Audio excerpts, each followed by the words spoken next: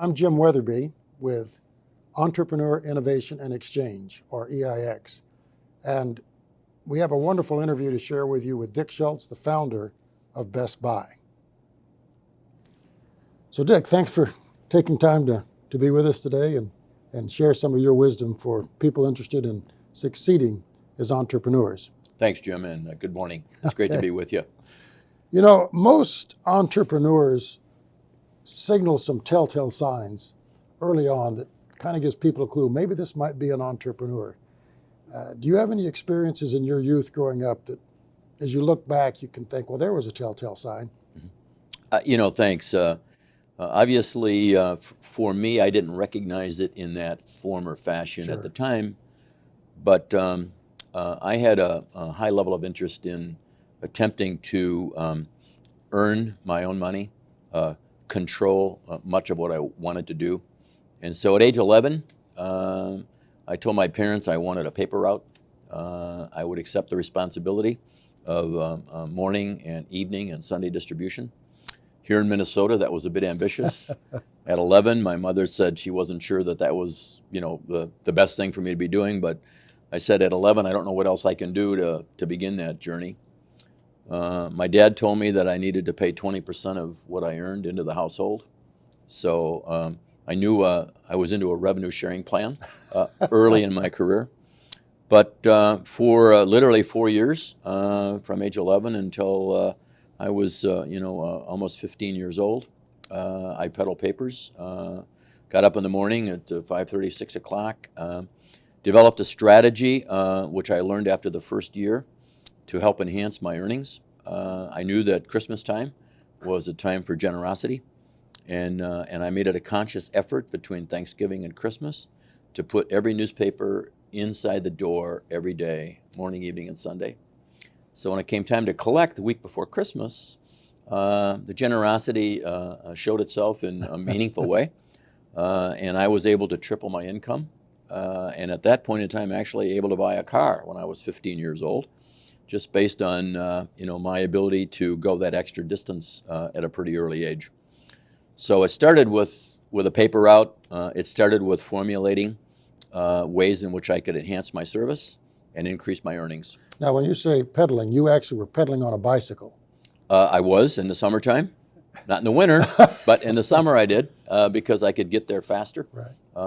And I had hills to deal with. And my mother and my dad actually both, would put the Sunday paper in the trunk of the car when it was below zero, and I'd run back and forth from the car to the different houses that I was servicing. And that's how I got things done on time and with some assistance. So that extra effort to put the newspaper behind the door, that was under extreme temperature conditions. It was because it was obviously Christmas time. Right. But generosity poured forth and earnings tripled, and I felt real good about it. My dad did too, because he stood up for his 20%.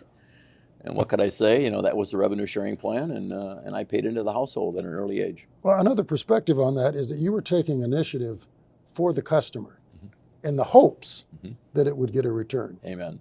Which is kind of unusual for youth today.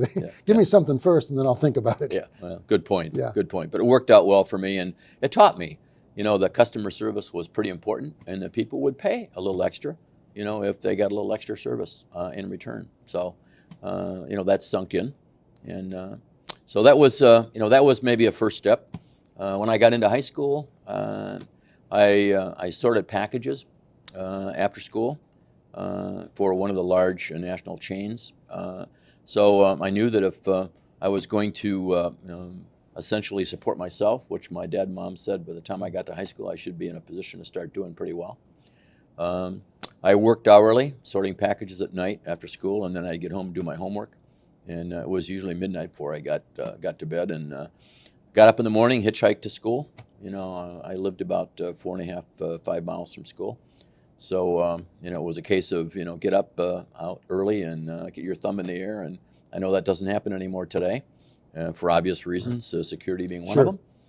But it taught me a lot about responsibility and accountability. And then through the course of time, I worked at a supermarket. I was a stock boy at a supermarket in St. Paul, not too far from where I lived. And I was always thinking about ways in which, we could improve what we did at the store. And we had an assistant manager that had asked me to arrange the loading and unloading of product and stock that, groceries that came in every day from the distribution center. And I would chase all over the store, putting things from the distribution cart into different aisles.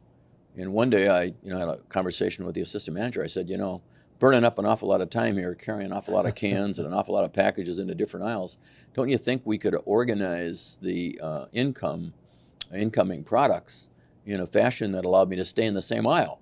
So, once it came off the truck and got on the cart, it went in an aisle. I could put that stuff away pretty quickly because I'm just in one aisle rather than back and forth. And I was told, listen, don't try to rearrange our process and our system. We've been doing this a long time, and it's always worked for us. So just do your job. So I backed off and continued to be pretty sporadic in the way I was distributing the groceries throughout the store, until finally I encountered him, the second time, and I said, with all due respect, I know this has been something we've done here, but this just isn't working, and I think we can do it a whole lot better.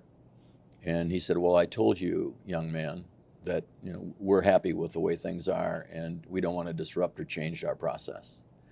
And I said, well, if what you're telling me is you don't want to try it, then I guess maybe I'm in the wrong job. And he said, well, maybe you are. And so I said, well, with that as a background, here's my apron, and I'm moving on.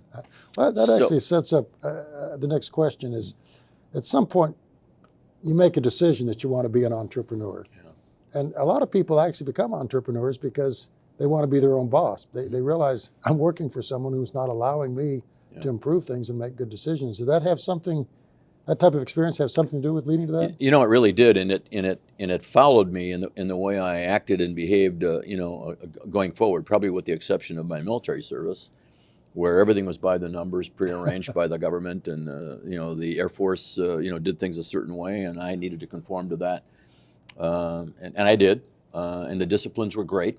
I made some good friends, while I was in the service, but when it came to the world in which I could make a difference, and I honestly believed I added value, for me it was really a case of acting on it, right. And not being afraid to take the action that I thought was in the best interest of first and foremost myself, but also my family. As my career unfolded, I even reached a point in my career where, after being the major revenue producer in the firm at which I worked when I came out of the service, and not getting the kind of response that I felt was appropriate for the contribution I was making, I finally said I'm a whole lot better off taking control of my own destiny.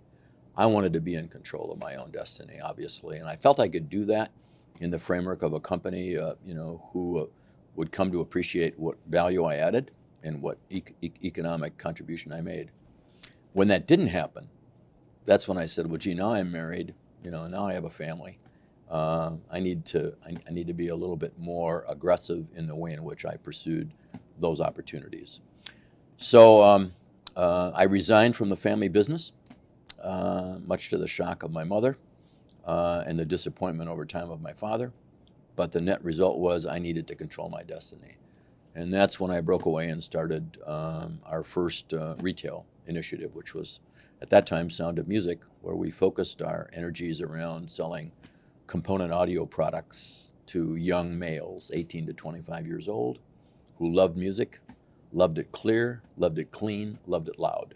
And I was going to find a way for us to start a company and grow in a niche.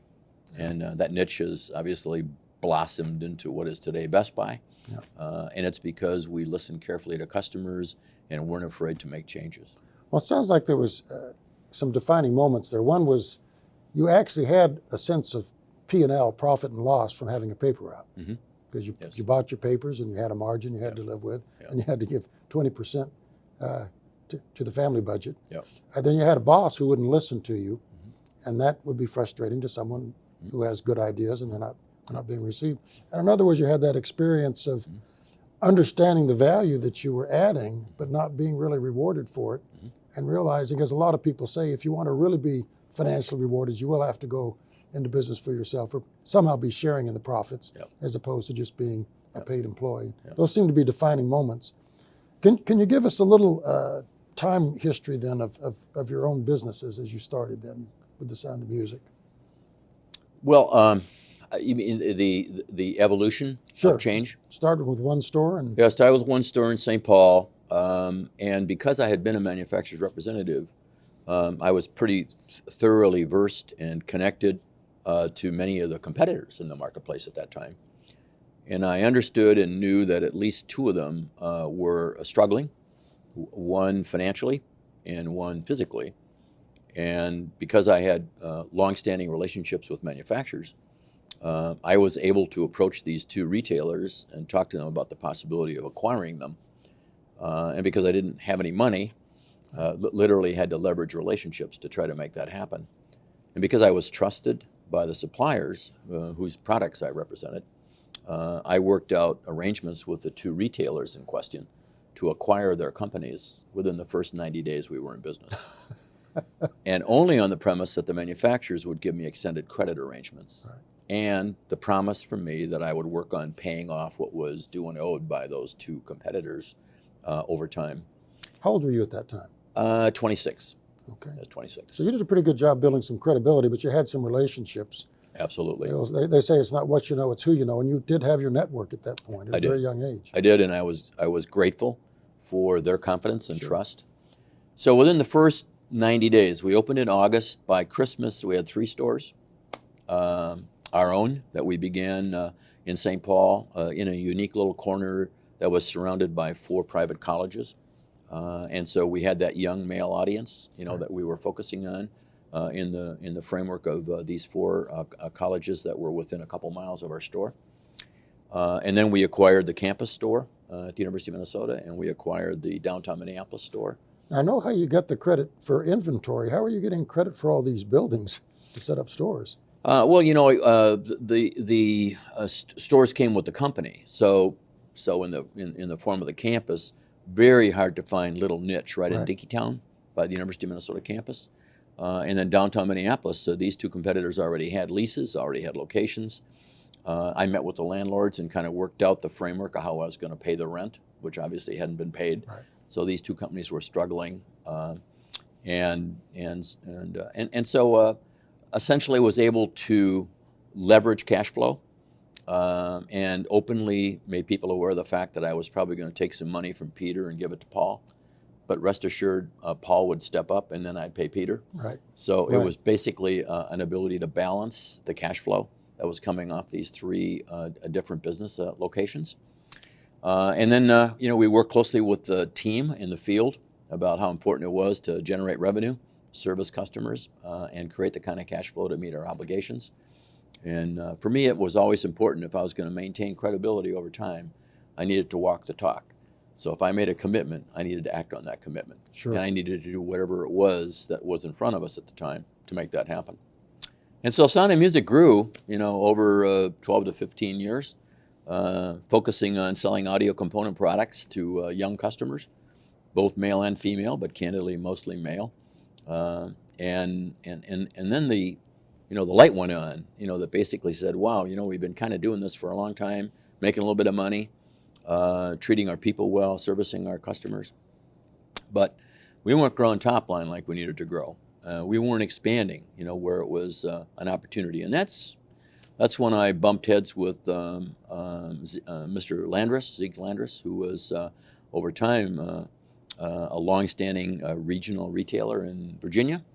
And he came to me with ideas on how to get outside the box we were in and think about our business more broadly. And in doing that, we focused on couples, married people, female consumers, took on video products, ultimately added software, did music and movies. So we stimulated more traffic, and the business got a whole lot more successful. And it led to further expansion of our business when we went from Sound of Music to Best Buy. It sounds like Landers, or Zeke Landers, was a mentor. He was. Was Absolutely. that important to have a mentor Oh, at a young man. age like that? Jim, I can't say enough about how important it is to have somebody that's been there, done that, and can give you some reference and some inspiration and guidance about the decision making you make, and can help to find the opportunities that are out there for you. And I learned an awful lot about how to diversify product offerings, how to attract to different demographics, and make the store environment much more exciting. And I thank Zeke for that, because he opened the door to a lot of different things we could sell. Okay. Well, could we talk a little bit about some defining moments along the journey once you're on the Sound of Music, Best Buy trajectory? The tornado, I know, was one that seemed to really not just be a disaster, but be a learning experience. Well, it was, Jim, and thanks for bringing that up, because, sometimes ideas for new ways to think about business come from activities or occurrences, that change the shape of your thinking. And when we lost our Roseville store, which was our single largest volume and our most profitable store in the chain, and we turned what was a disaster, from the store. Fortunately, no lives lost, but major damage. We quickly assembled a team of our employees together to help us organize tents and major tornado sale. It was like a warehouse sale, outdoors under a tent, offering to people products that were damaged in the tornado at sacrificial prices, because we were able to negotiate the right kind of terms and conditions with our insurance companies. And lo and behold, by the time we got to the weekend, we had spawned this huge tornado sale, and we shut down traffic in the city of St. Paul, clogged freeways of people coming in to take advantage of these extraordinary offerings. And we had all of our employees literally that we could free up from all of our other stores, working this tent and managing the sales process. We had a trailer brought in to process credit. We had wives and children and families coming in, helping out, moving boxes around and getting things replenished. And we were selling product to the walls. And I'm looking at all this, and I'm saying to myself, wow, these people are here for a real opportunity. Here's a tornado sale. Here's open box, damage, some wet boxes, and real value. And people were streaming from everywhere for it. So we had this huge sale, very successful. And I got to thinking, as I looked at this, I said, gee, if we could just package this whole occurrence and this whole incidence and this whole opportunity into a form of a new store, think what we could do. And so that spun the idea for Best Buy. I said, let's get the customer in control. Let's create added value in this process. Let's stack it high and let it fly. All right. And so it was coincidentally at a time when wholesale clubs were coming on the scene. Price Company, Sam's Club, Costco, were all being born about that same time. And so people were gravitating towards where the value was. And I said, I can't imagine why we can't make this work for electronics.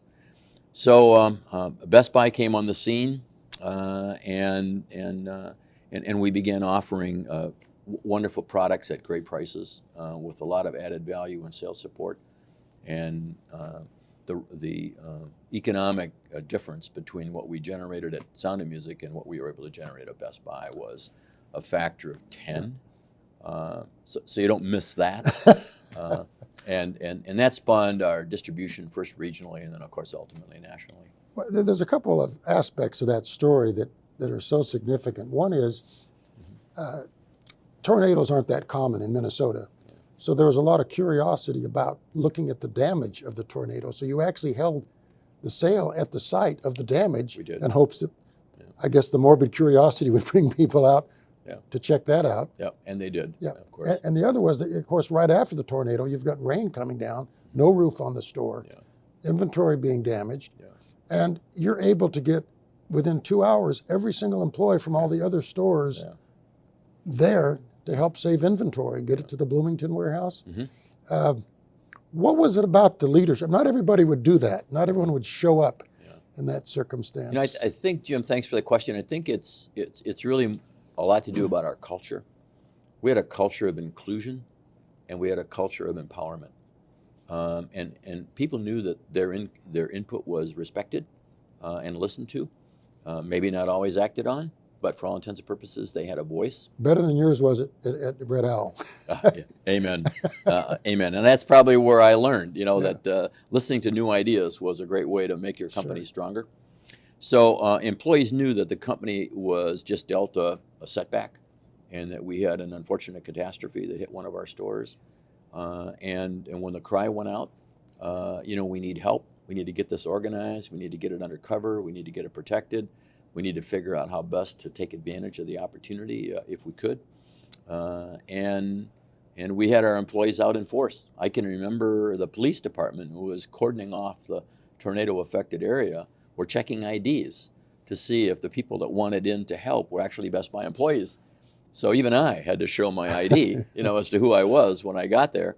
And, the Brad Andersons of the world and the Alan Lensmeyers of the world and many of our store managers, the Dave Telchels, and on and on and on. The list is extremely long of people who are rolled up their sleeves and were working into the evening hours to protect the products and make sure we could safeguard what was there. So this really was a case of making lemonade out of a lemon, which was the tornado.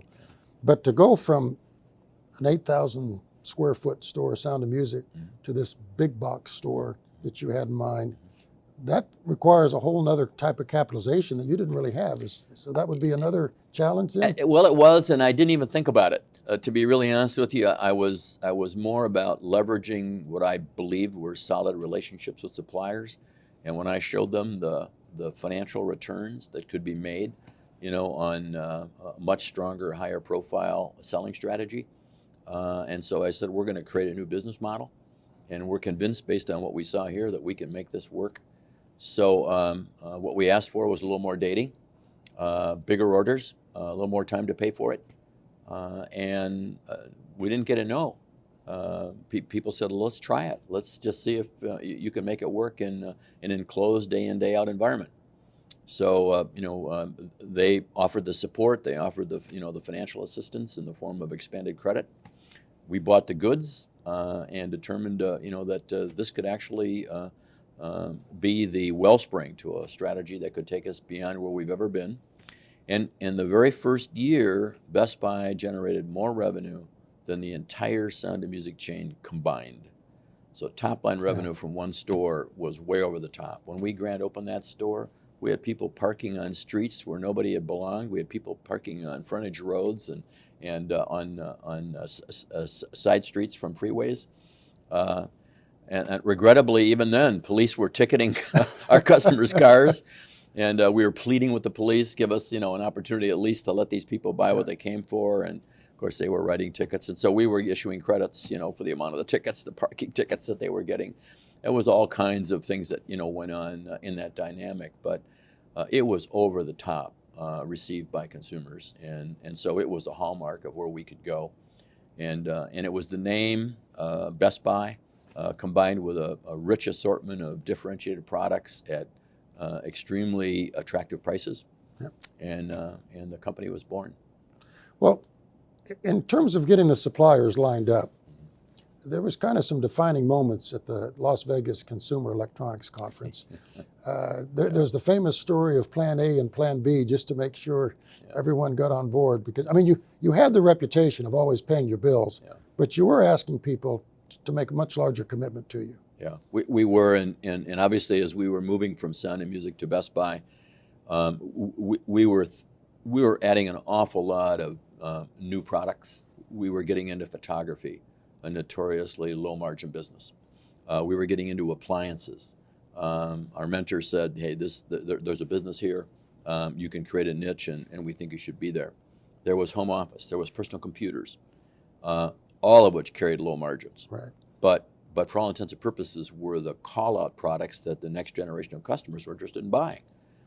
So what I had to do was at Las Vegas, I had to convince our traditional, tried and true, stable audio component and video manufacturers that they needed to supply the capital that I needed to buy product from other people. that was a tall sale. There were a lot of people in our company, and even those closest to me, that said, Dick, we think you're smoking something. Yep. We think you're not thinking clearly. You're going to go to our key suppliers and you're going to tell them that we're going to sell your product and take the proceeds and pay somebody else.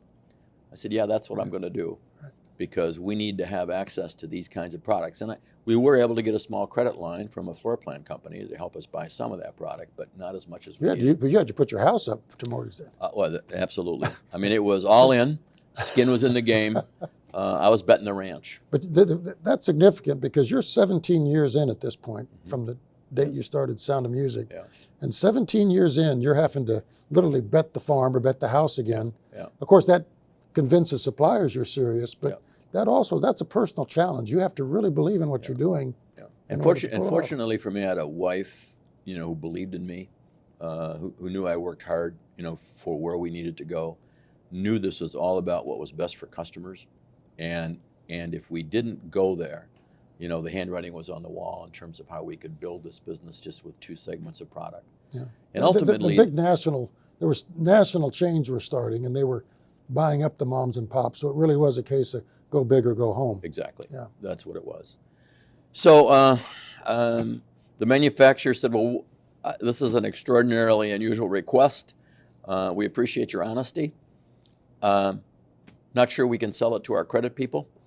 So you should just know we can't commit without a lot of discussion. And I said, well, here's our plan. Here's our history. And I can only tell you that if you're not there for us, our only alternative is going to be to seek some form of financial reorganization. And while I don't like to think about that, you need to understand that this is where we are. I'm asking for your support. I'm committing, that at some point you're going to get paid. It's going to be a little bit longer than what you are accustomed to, but we need to demonstrate to customers this is a fun environment.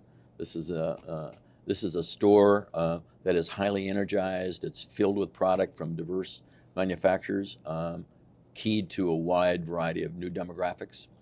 And if we don't make this work, candidly, we think that this is just going to narrow down to a point where none of us are going to like what comes.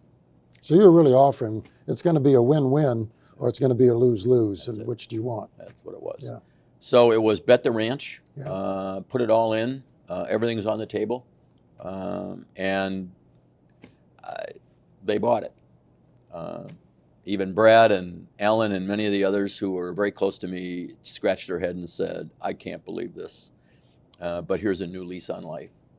And so with that as a backdrop, the credit managers said yes, and we were moving from 60-day pay to 6-month pay. I mean, they were on the line with us. So they were partners, but we had a long history of paying our bills and walking the talk. And that's what brought us over the top. So it was all about honesty, trust, passion, and the perseverance to try something new and accept change. And so with that, we broadened into concept 2. We put many more products on the shelf. We put the customer in control. We retrained our employees. We re-merchandised our strategy, and the rest is history. We doubled down on our average revenue per store. We went from 13, 14 million up to 24, 25 million. Now it approaches 40. We're the world's largest in every single factor that we operate in, with the exception of appliances. We're still only 3rd in the nation. But I buy solidly into the fact that if you're going to work hard and empower people meaningfully, set your goals high. Number 1 or number 2 is the goal. I didn't like 3 or 4 or 5. That didn't work for me. So that's where we are. And the people that brought us here are still the ones that carry the load and carry the flag and make sure that the quality work we do is number 1 in every aspect of our business. There was a very significant change in the business model, and it kind of goes back to the tornado sale. The normal business model for selling consumer electronics was the commission salesperson with the tie that would be in a display room, and all the real inventory was adjacent in the back. And once you made a decision, of course, a lot of that time was spent often on bait and switch tactics. And then Well, we call it show and sell. But yeah, they but would you're ha- close. they would have to go retrieve the inventory, Yeah. and it would take 10, 15 minutes to get all of that done, Yeah. to get out the door. Yeah. But because of that tornado sale, it was just about grab and go. So it And, was. and so you shifted from the more intimidating commission salesperson to the iconic blue shirt that we know today. Yeah. And they just help you find what you want and get out the door with it. Yeah. And it's much quicker. I think the math on it, I understand it was a 12-step process before, and it's a 4-step process with the way Best Buy changed that model when you went to the big format store. Right. It was a matter of how we merchandised the store, how we had the back stock out on the floor, how the customer could see we were in stock, how we had to change the displays to enhance the signing and information on the products. And the salespeople on the floor were told, you know, your job is to help explain differences in these products, explain features, what they do, what they mean, find out from customers what it is their real need is, and then match the product with the customer's need. Don't worry about profitability. Don't worry about having to sell more. Just get the customer what's best for the customer. And that's spawned the difference in the shopping experience. So when customers went to the traditional tried and true sales-directed environment that was pre-existing everywhere, and then came here, they found the same products, they found the brands they trusted, they found the prices that were compelling, and they found that they could just help themselves. They could get their questions answered, and that we could be essentially a value add to them. So it was a 10-minute experience for all intents and purposes. In the store, find the product, get the brand, ask, have the questions answered, and run to the cashier and make your transaction, and you're out the door. So it was quick and easy. Sure. What would you say has been the most valuable lesson or lessons that you've learned along the way? I guess I would have to say it begins with the customer and ends with the customer. Genuinely, the customer needs to be in the crosshairs of how we think about what our business means and how to do our business. Stay focused on the customer needs at all times. Don't worry about profitability to begin with. Get what the customer wants on the floor. Integrate it into your sales policies, the procedures that you follow, and make sure the customer is the sole purpose that you make, around which you make your decisions. And that goes all the way back to your original strategy with your paper route in hopes of getting tips to buy your car. Yeah, exactly. It's all about the customer. Sure. What advice would you give to students who are interested in being an entrepreneur, or someone who's working today thinking, I don't like my boss, I want to be an entrepreneur? Yeah, you know, that's a really great question.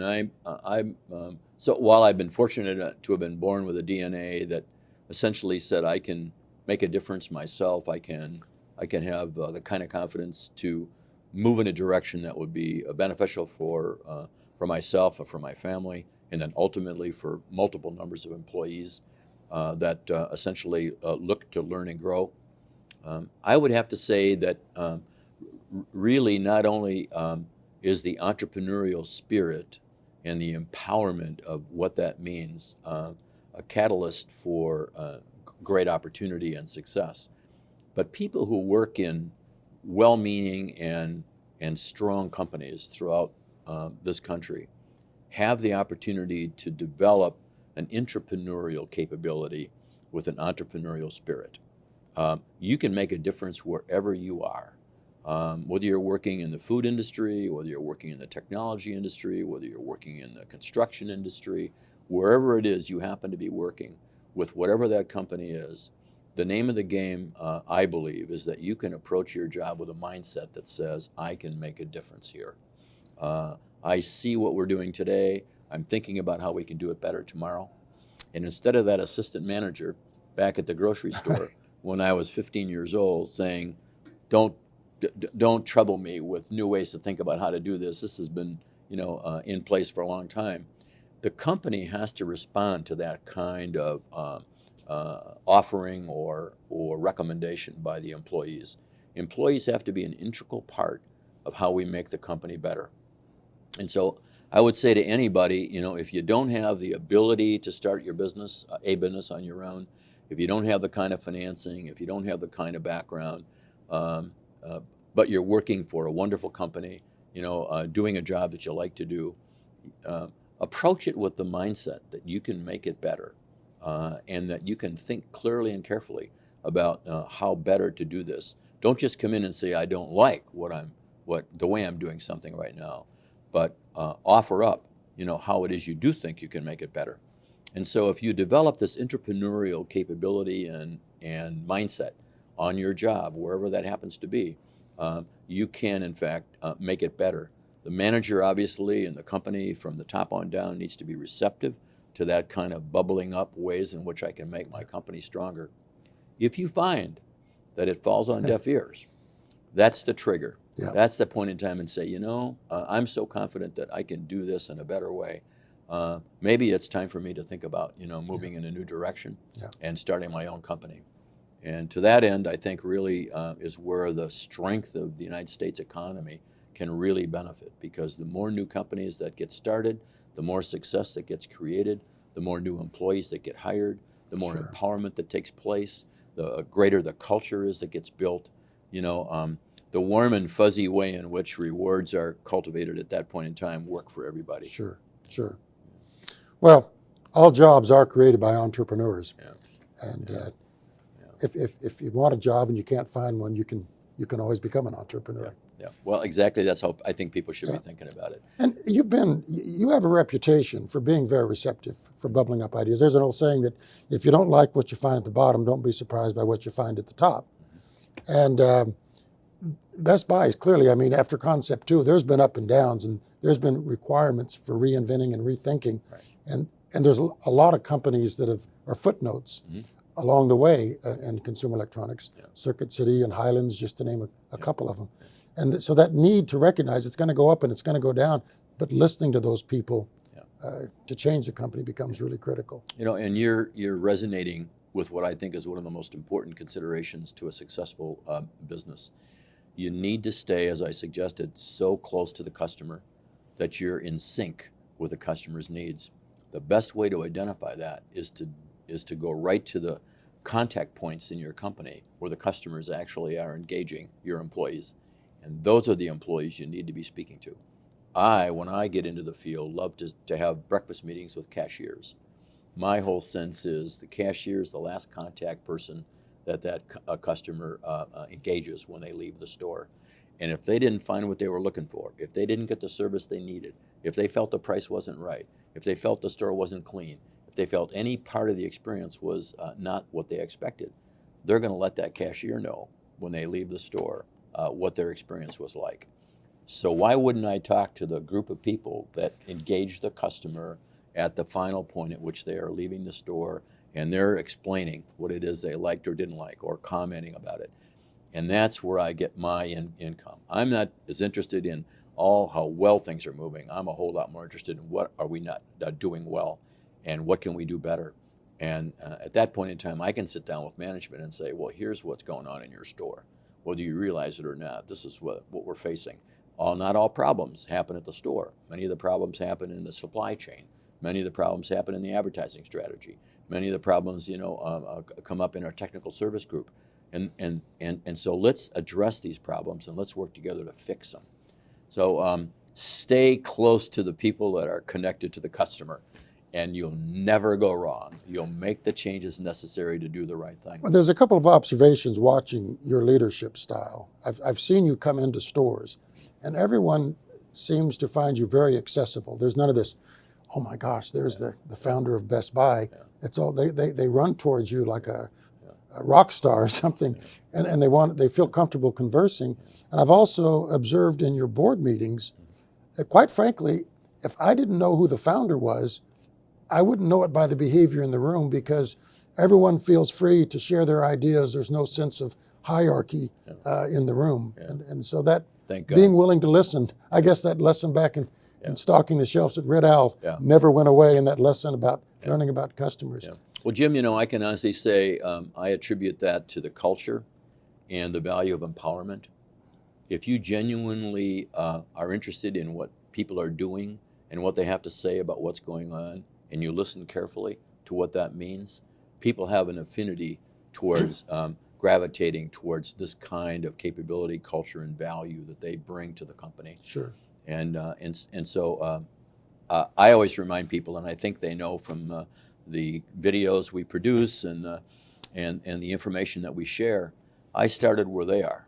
I was on the floor from day one, engaging customers, selling products, merchandising, laying out ads. My wife and I did it on the dining room table week after week after week.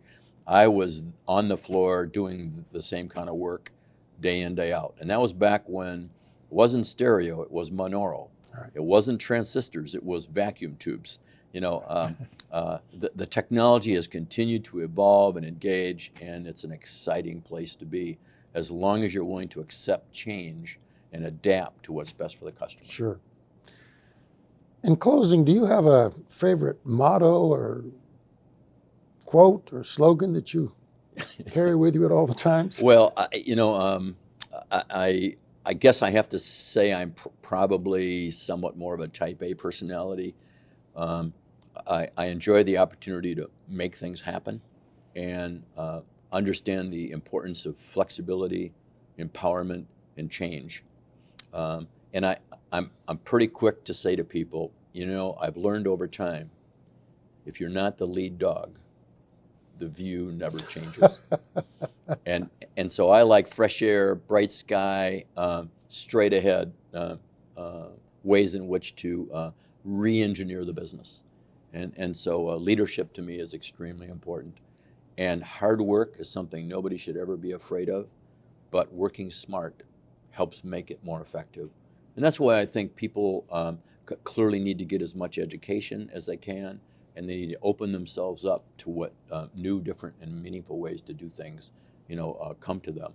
So whether you're a teenager, whether you're in high school, or whether you're in college, working smart is every bit as important as working hard. And when you put those two things together and know that you're in a place where your view matters, it's a fun place to work, and you can make a difference.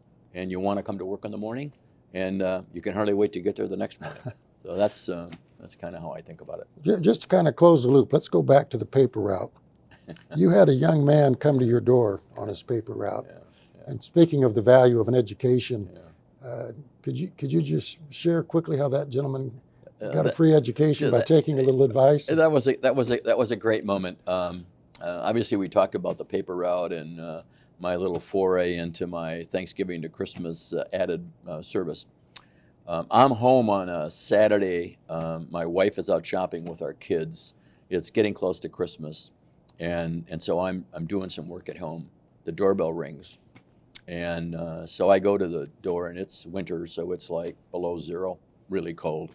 He's standing there, and I open the door, and this young man says, collecting. And I looked at him, and I says, collecting for what? He said, for the paper. And I said, well, what paper? and he kind of stammered a little bit, and he said, well, the paper.